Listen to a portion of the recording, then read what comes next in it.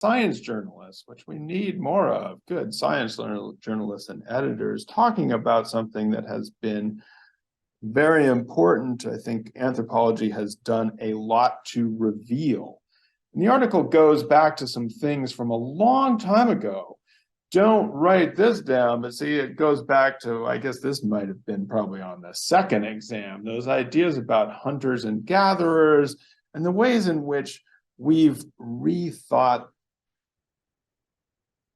what it means to be a hunter and gatherer. And so this is going back to stuff about that when we were reading about those figurines and the assignment of figurines to the male and female category and all the kinds of assumptions that went into those archaeological assignments, and they were often assumptions about hunter-gatherer life. More recently, we talked about this in terms of, again, stereotypes about people, wild man or savages, people in a state of nature, this double-edged stereotype that was either taken to be something that people didn't want to be, to get as far away from as possible, or celebrated as kind of this wonderful state of being in man the hunter. And as I talked about back then, it was assumed that people were just kind of in this natural state, that they may not even have culture or a system. And so this is an idea that, again, has been used to justify the ways in which people were treated and taking their land and trying to make it more productive. And so in that class, I talked about how, in contrast, and that's why I was not so happy with the designation of foragers, because it implies that people are kind of like cows munching through the land, that hunters and gatherers do have a system of production, and they're producing food, and it's not just kind of sitting around and finding and digging things up that are already there, gathering berries, or chasing wild animals around without any idea of how to do that. And in that class, we talked about, and I think we've talked about this, well, before I say that, we talked in all of these about one thing that comes up in this article a lot, which was how a lot of native peoples use fire to reshape the landscape and to encourage the growth of the plants and animals that they want to see in the world. But in that class, we also talked about the idea of reciprocity as a system of exchange, of taking and giving, especially giving. And this came up in the Richard Lee article, Christmas in the Kalahari, the idea of how people have generalized reciprocity and share with each other. So we can see that reciprocity is something that for the most part, people consider to be a human relationship. It's what people do together. Hopefully you had a little bit of generalized reciprocity during your Thanksgiving, whatever you did for that time, when people are sharing and being thankful for their being able to share. So reciprocity is something that we talk about often among humans. With hunters and gatherers, it extends to, or it's part of a web of interconnection in which you're not supposed to take more, if you're hunting, more animals, non-human animals, than the animals are willing to give, or to over exploit the plants that are there.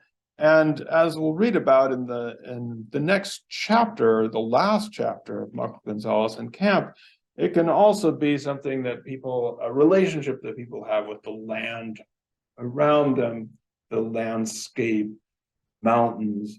These are also living entities that need to be cared for, and that they care for human beings.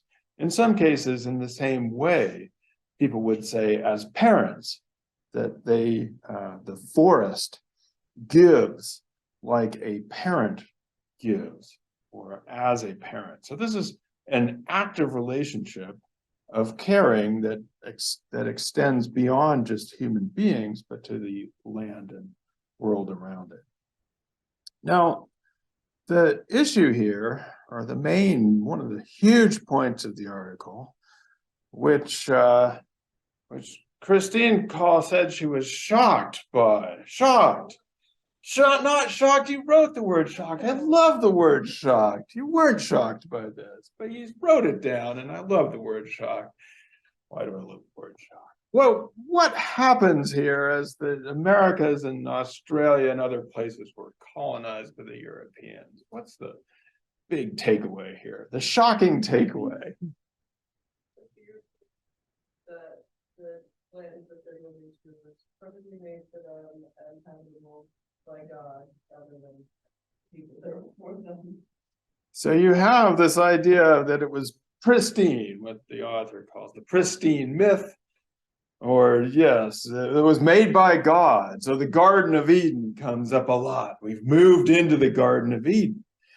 And what is I believe is kind of shocking to realize is that, one, the people that were there were important to the management of the land, and we can talk about the ways in which they were caring for it, but also transforming it, and in some ways doing what we might call larger projects than the Europeans even understood, of reshaping the landscape, often with fire. And as the indigenous inhabitants, or the natives, were made to suffer, removed from these landscapes, often the landscapes themselves and the plant and animal balance that was in them deteriorated. And so the so-called Garden of Eden became worse when people were removed from it who had been caring for it and tending it in this way. So it's a pretty dramatic, I think, reinterpretations of what happened during colonialism, and I believe it also has some huge implications for what we'll be talking about in the next class as we read the sustainability chapter. And so one of the first implications is just be careful that we often have this idea when we're asked to contribute to nature preserves and those kinds of things, and talking about the extinction of plants and animals, that often is this idea that all people need to be removed from those areas, that people shouldn't be allowed to hunt, that people shouldn't be allowed to fish, that is degrading of the wilderness, the pristine landscape. So it's not to say that that people are always in balance with their landscape, and there are times when we need limitations, but just be careful of the idea that we need to wall off all kinds of areas of the earth and keep out, especially the people who have been living in those areas for many, many years, in order to create preserves or wilderness or pristine environments that we can then trek through. Also, I think, is the idea that sometimes comes up, is the idea that every time humans are in a place, that it's a natural characteristic of human beings to overexploit the area. There is I think this was most brilliantly expressed in a scene from The Matrix Part 2, which is not the greatest movie, but there's this wonderful scene where Agent Smith is saying that he's figured out that humans are a virus, and they're always going in and over multiplying and taking over. And so his goal is to eliminate the humans from the landscape, or from the earth, which he's doing as well as he can. But that idea springs from this misconception that all of humanity has had this impact, when in fact many people have been getting along quite well with their natural environment for many years. And as Geib expresses, what really seems to start the imbalance of these things are the processes of colonialism that started revving up around the year 1500 or so.